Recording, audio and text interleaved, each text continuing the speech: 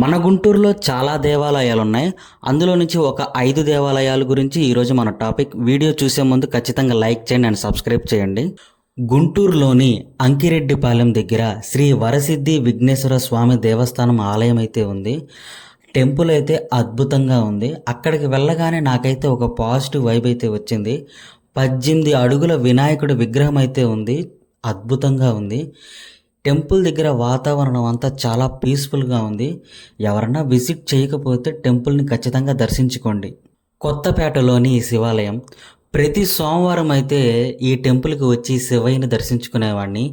మహాశివరాత్రి వచ్చిందంటే ఆ పర్వదినాన నేను నా ఫ్రెండ్స్ వచ్చేసి స్వామివారిని దర్శించుకొని ఉపవాసం త్యాగారం చేసేవాళ్ళం. ఇక కార్తీక మాసంలో అయితే మా అమ్మతో పాటు అయితే వచ్చేవాళ్ళం, స్వామివారిని అయితే దర్శించుకునేవాళ్ళం. ఈ ఆలయంతో నాకైతే చాలా జ్ఞాపకాలే ఉన్నాయి. సంపద నగర్లోని అయ్యప్ప స్వామివారి దేవాలయం.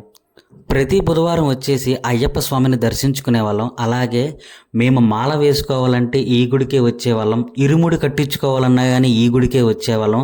బంధుమిత్రులతో కలిసి అన్నప్రసాదాలన్నీ స్వీకరించేవాళ్ళం. ఇక్కడ స్వాములకి అయితే అన్నదాన కార్యక్రమాలు కూడా జరిగాయి. చాలా మంచి జ్ఞాపకాలు ఉన్నాయి ఈ దేవాలయంతో అయితే. మీరు కూడా ఈ దేవాలయంలో ఇరుముళ్ళు ఎవరైనా కట్టించుకొని ఉంటే ఈ వీడియో చూస్తే తప్పకుండా కమెంట్ చేయండి. నార్త్ సెంటర్లోని ఆంజనేయ స్వామివారి దేవస్థానం.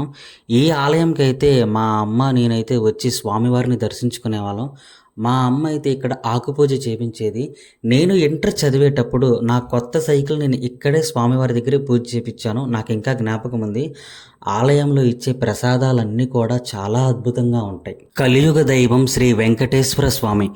గోరంట్లలోని శ్రీ వెంకటేశ్వర స్వామి ఆలయాన్ని అయితే ప్రతి శనివారం వచ్చి స్వామివారిని దర్శించుకునేవాడిని. ఇక్కడ ఇచ్చే తీర్థ ప్రసాదములన్నీ కూడా తీసుకునేవాడిని. చాలా పవర్ఫుల్ టెంపుల్. ఈ టెంపుల్ కనుక మీలో ఎవరైనా విజిట్ అయి ఉంటే తప్పకుండా కమెంట్ చేయండి. ఈ వీడియో కనుక నచ్చితే ఖచ్చితంగా లైక్ చేయండి, అలాగే సపోర్ట్ చేయండి. ఛానల్ సబ్స్క్రైబ్ చేసుకోండి. Thank you.